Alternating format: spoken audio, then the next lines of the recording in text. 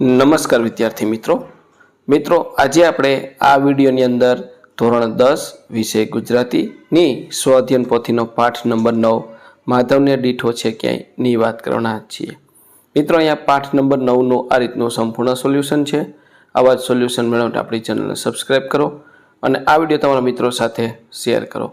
બીજું કે મિત્રો આપણી યુટ્યુબ ચેનલ પર ધોરણ 10ના સ્વઅધ્યયન પોથીના દરેક ભાગ અને દરેક વિષયના સોલ્યુશન મૂકેલા છે, જે તમને મારી યુટ્યુબ ચેનલના પ્લેલિસ્ટમાંથી મળી જશે અથવા એની ડિસ્ક્રિપ્શન બોક્સમાં લિંક પણ આપેલી છે।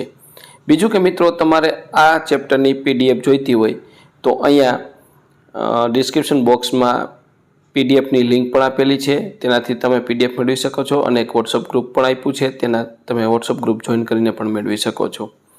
તો શરૂ કરીએ ધોરણ 10 વિષય ગુજરાતીની સ્વઅધ્યયન પોથીનો પાઠ નંબર 9 માધવને દીઠો છે ક્યાંય। તો વિભાગ બી આવશે, એમાં જોડકા જોડવાના છે। પહેલું એની સામે આવશે બ હરીન્દ્ર દવે અને બીજાની સામે આવશે ક માધવ વરસાદની મોસમ છે। ત્યાર પછી બ નીચે આપેલા વિકલ્પમાંથી યોગ્ય વિકલ્પ પસંદ કરી ખાલી જગ્યા પૂરો। એમાં ત્રીજું મૂંગા, ચોથી ખાલી જગ્યામાં સૂર, પાંચમી ખાલી જગ્યામાં શ્યામના નામનો, છઠ્ઠી ખાલી જગ્યામાં પવનની લહેર, સાતમી ખાલી જગ્યામાં ઝાકળથી અને આઠમી ખાલી જગ્યા મોરપીંછ। આ રીતની ખાલી જગ્યા થશે। ત્યાર પછી ક નીચે આપેલા પ્રશ્નોના એક વાક્યમાં ઉત્તર લખો। એમાં નવમું કૃષ્ણ કયા વૃક્ષની નીચે ઊભા રહીને વાંસળી વગાડતા? કૃષ્ણ કદમના વૃક્ષની નીચે ઊભા રહીને વાંસળી વગાડતા। 10મું ઝાકળથી કોણ નાય છે? રાતરાણી ઝાકળથી નાય છે। 11મું વિભાવરીના પગલાં કેવા છે? વિભાવરીના પગલાં ગભરાયેલા છે, લાગણીથી ભરેલા છે। 12મું જળમાં કોનું તેજ રેલાય છે? તેનાથી કોણ પરખાય છે? જળમાં ચંદ્રનું તેજ રેલાય છે, તેનાથી હરિવર પરખાય છે।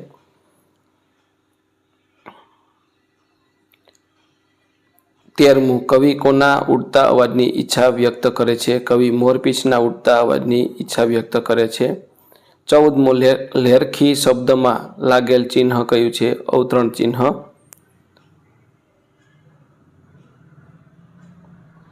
15મું માધવને દીઠો છે ક્યાં કાવ્યમાં કયા સમયનો ઉલ્લેખ કરવામાં આવ્યો છે? કાવ્યમાં રાત્રિના સમયનો ઉલ્લેખ કરવામાં આવ્યો છે। 16મું કવિ મોરપીંછને કેમ સાચવવા માટે કહે છે? કવિ મોરપીંછને મોરલીને શ્રી કૃષ્ણની પ્રતીતિ કરાવે છે। 17મું રાત્રિના શબ્દના સમાનાર્થી તો નિશા ને વિભાવરી। ત્યાર પછી 18મું કૃષ્ણના બીજા નામ જણાવો। વાસુદેવ, હરિહર, નારાયણ, મધુસૂદન, કાન્હા। 19મું રાધાની આંખ કેવી છે? રાધાની આંખ ઉદાસ છે। 20મું માધવને દીઠો છે ક્યાં? કાવ્યનો સાહિત્ય પ્રકાર ઉર્મી ગીત। અને માધવને દીઠો છે ક્યાં કાવ્ય કયા કાવ્ય સંગ્રહમાંથી લેવામાં આવ્યું છે? વરસાદની મોસમ છે। ત્યાર પછી 22મું વાંસળીના સૂર કોને વ્યાકુળ કરે છે? તો વહી જતી પવનની લહેરખી સૂરને વ્યાકુળ કરે છે। 23મું વાંસળીના સૂરને કોણ ઉદાસ પરખાય છે? વાંસળીના સૂરને રાધા ઉદાસ પરખાય છે। 24મું વાંસળીનો સૂર યમુનાના વહેણને શું પૂછે છે? માધવને દીઠો છે ક્યાંય આવું પૂછે છે? તમે મૂંગા કેમ છો થઈ ગયા છો? તથા રાધાની આંખ ઉદાસ કેમ છે? ત્યાર પછી ડ નીચે આપેલા પ્રશ્નોના 3-4 વાક્યમાં ઉત્તર લખો। એમાં 25મું વાંસળીથી છૂટો પડેલો સૂર ધૂળ અને કદમ પાસે કેમ જાય છે? વાંસળીનો સૂર વાંસળીથી કૃષ્ણથી છૂટો પડી ગયો છે, તેથી કદાચ કૃષ્ણ જે વૃક્ષની ડાળી પર બેસીને વાંસળી વગાડતા હતા તે કદમ વૃક્ષને કૃષ્ણ વિશે પૂછવા જાય છે। એ રીતે વૃંદાવનના ધૂળને પૂછે છે કે આ રસ્તેથી કૃષ્ણ ક્યાંય જતા જોયા છે ખરા? આ રીતનો જવાબ થશે। ત્યાર પછી 26મું વાંસળીનો સૂર કૃષ્ણને શોધવા પ્રકૃતિના કયા તત્વોને પ્રશ્ન કરે છે? તો વાંસળીના સૂર માર્ગની ધૂળને પ્રશ્ન પૂછે છે, તેને એના માધવને ક્યાંય જોયા છે? સૂર યમુનાના જળને પૂછે છે કે તમે કેમ મૂંગા છો? રાધાની આંખ કેમ ઉદાસ છે? સૂર આ પ્રશ્નો કૃષ્ણ સાથે સંકળાયેલ તમામને પૂછે છે, કારણ કે વાંસળીનો સૂર કૃષ્ણથી વિખૂટો પડી ગયો છે અને તેનો કૃષ્ણનો વિરહ ચાલે છે। ત્યાર પછી 27મું, રાતરાણી ઝાકળથી શાને કારણે નાય છે? રાતરાણી સુંદર સુવાસવાળું ફૂલ છે જે રાત્રે ખીલે છે. રાત્રિના ગાઢ વાતાવરણમાં ઠંડી વધે છે. કવિ કલ્પે છે કે જાણે ઝાકળના લાગણીભીના પગલાથી પાછલી રાતે રાતરાણી નહાય છે. ત્યાર પછી 28મું છે, માધવને પ્રાપ્ત કરવાની સૂરની તીવ્ર ઉત્કંઠા તમારા શબ્દમાં જણાવો. તો અહીંયા આપણે એનો આ રીતનો જવાબ લખેલો છે.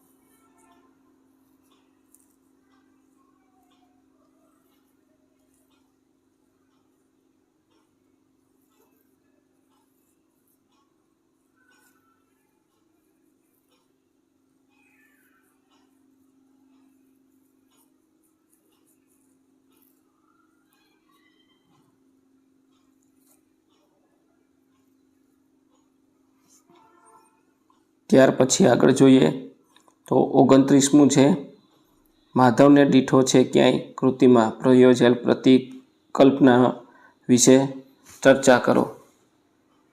તો આ રીતનો એમનો જવાબ થશે.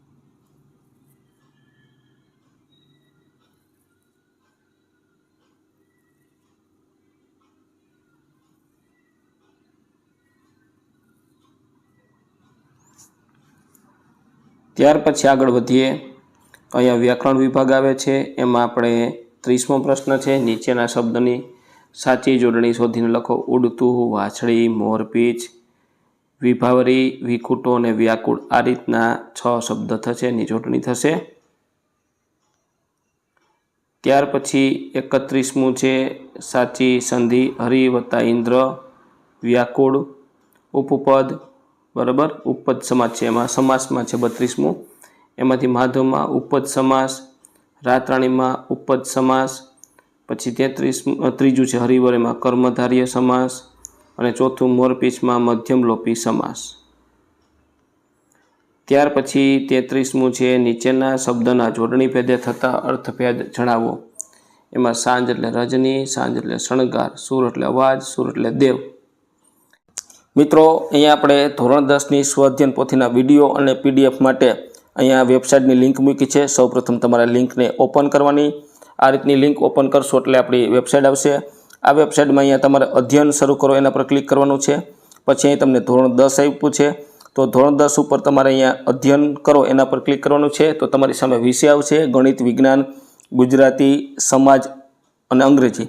હવે માની લો કે તમારે ગણિત વિષય જોવો છે, તો તમારે ગણિત વિષય પર ક્લિક કરવાનું છે. તો તમારી સામે ચેપ્ટર આવશે, વાસ્તવિક સંખ્યાઓ, બહુપદી, સંભાવના, આંકડાશાસ્ત્ર. માની લો કે તમારે પહેલું ચેપ્ટર છે એની PDF જોઈએ છે, તો અહીં પહેલા ચેપ્ટર પર ક્લિક કરવાનું છે. તો ફરી પાછા તમને 3 ઓપ્શન મળશે, સ્વાધ્યાય, સ્વાધ્યાય પોથી અને અન્ય. તો તમારે સ્વાધ્યાય પોથી પર ક્લિક કરવાનું છે. એમાં પહેલું ઓપ્શન છે PDFનું અને બીજું છે વિડીયોનું. તો અહીંયા PDF ઉપર ક્લિક કરશો તો આ રીતની તમને અહીંયા PDF છે એ લોડ થાય છે, ત્યાર પછી તમને જોવા મળશે. તો આ રીતની તમને PDF મળી જશે, આ રીતના પેજ. આ સંપૂર્ણ PDF મળશે. તમે આ PDFને તમારે ઝૂમ કરવું હોય તો તમે ઝૂમ પણ કરી શકશો, અને આ રીતનું તમે બધા પ્રશ્નો જવાબ લખી શકશો. અને વિડીયો જોઈતો હોય તો તમારે વિડીયો પર ક્લિક કરવાનું છે, એટલે આ રીતનો સ્વાધ્યાય પોથીનો વિડીયો મળી જશે. તો મિત્રો, આપણી આ વેબસાઇટની લિંક તમારા મિત્રો સાથે શેર કરો, જેથી આનો લાભ છે દરેક વિદ્યાર્થી મેળવી શકે. નીચેની પંક્તિઓના અલંકાર ઓળખાવો. એમાં પહેલું છે રાતરાણી ઝાકળથી નાય છે, એમાં સજીવારોપણ. સરતી આ સાંજનો ઉજાસી રૂપક અલંકાર છે. ત્રીજું છે એમાં રૂપક અલંકાર આવશે. અને ચોથું છે એમાં સજીવારોપણ અલંકાર આવશે. ત્યાર પછી 35મું છે નીચેના શબ્દોના સમાનાર્થી શબ્દ શોધીને લખો. તેજ એટલે આભા, સુવાસુ એટલે મખમલી. અને ત્રીજું છે ઝાકળ, એમાં ઓસ, વિભાવરી રાત, જળ એટલે પાણી, વાસળી એટલે બંસરી. ત્યાર પછી 36મું છે એમાં વાસળી જાતિવાચક, યમુના વ્યક્તિવાચક, રાણી જાતિવાચક, ઝાકળ દ્રવ્યવાચક, માધવ વ્યક્તિવાચક, રાધા વ્યક્તિવાચક ને રાત જાતિવાચક. ત્યાર પછી અહીંયા રૂઢિપ્રયોગ છે, એમાં વ્યાકુળ બનવું એટલે અધીરું બનવું. પછી શબ્દ સમૂહનો એક શબ્દ સમૂહ છે, એમાં પેલું અલગ પડી ગયેલા એટલે અલગારી, રાત્રે સુગંધ આપતા ફૂલ રાતરાણી, પવનની લહેર એટલે લહેરખી, કદી છૂટું ન પડે તેવું એટલે અભેદ. ત્યાર પછી 39મું છે નીચેના શબ્દનો વિરુદ્ધાર્થી શબ્દ લખો. છાંય એટલે પ્રકાશ, સાંજ એટલે દિવસ, ઉદાસ એટલે પ્રશંસા, મૂંગો એટલે વાચાળ, તેજ એટલે અંધકાર અને ઉજાસ એટલે અંધકાર. ત્યાર પછી 40મું છે તળપદા શબ્દના શિષ્ટ અર્થ લખો. માર્ગ એટલે માર્ગ, પરખાય છે એટલે ઓળખાય છે, દીઠો છે એટલે જોયો છે, નાહે છે એટલે સ્નાન કરવું, વહેણ એટલે ઝરણું, બાવરી એટલે ગભરાયેલી. ત્યાર પછી 41મું છે નીચેના વાક્યમાંથી વિશેષણ શોધીને તેનો પ્રકાર લખો. તો અહીંયા ઉદાસ ગુણવાચક, બહાવરી એટલે ગુણવાચક, સુવાળા એટલે ગુણવાચક, મારી એટલે સર્વાનિમિક અને એક સંખ્યાવાચક ને મારા એટલે સર્વનામ. ત્યાર પછી 42મું છે ક્રિયા વિશેષણ શોધીને તેનો પ્રકાર. ઢંઢોળી એટલે રીતિવાચક, આભમાં એટલે સ્થળવાચક, જળમાં એટલે સ્થળવાચક, એવું એટલે રીતિવાચક અને હવે એટલે સમયવાચક. ત્યાર પછી 43મું છે ધ્વનિ ઘટકો છૂટા પાડો. હરીન્દ્ર, વ્યાકુળ, મોરપીંછ, કદમ, વાસળી, મયંક, સાંજ અને ઢંઢોળી આ રીતના ધ્વનિ ઘટકો થશે. ત્યાર પછી અહીંયા લેખન આવે છે, એની અંદર 44મું છે નીચે આપેલી પંક્તિઓનો આશરે 15 વાક્યમાં અર્થ વિસ્તાર કરો. તો અહીંયા પંક્તિએ કવિના જીવનનું એક ગહન તત્વ સમજાવ્યું છે. 3 વાન એટલે વાણી, માનસ ને શરીર. કવિ કહે છે આ ત્રણેય વસ્તુઓ હૃદય, મસ્તક અને હાથ ભગવાને આપ્યા છે. હૃદયમાં ભાવનાઓ અને પ્રેમ છે, મસ્તકમાં વિચાર શક્તિ છે અને હાથમાં કાર્ય કરવાની શક્તિ છે. આ 3 વાન માનવ જીવનના આધારસ્તંભ સમાન છે. કવિ આગળ કહે છે ચોથું કંઈ તેનું માગવાનું નથી, અર્થાત ઈશ્વરે 3 અમૂલ્ય દાન આપી દીધા છે, ત્યારે બીજું કોઈ માગવાની જરૂર નથી. માનવ પાસે 3 હોવા છતાં જો સંતોષ ન મને તો તેની ઈચ્છા કદી પૂર્ણ થતી નથી. આ રીતનો આખો અર્થ વિસ્તાર થશે. તો મિત્રો આ તો આપણું ધોરણ 10 વિષય ગુજરાતીની સ્વઅધ્યયન પોથીના પાઠનું સંપૂર્ણ સોલ્યુશન જોયું. મિત્રો આવા જ સોલ્યુશન મેળવવા માટે આપણી ચેનલને સબસ્ક્રાઈબ કરો અને આ વિડીયો તમારા મિત્રો સાથે શેર કરો.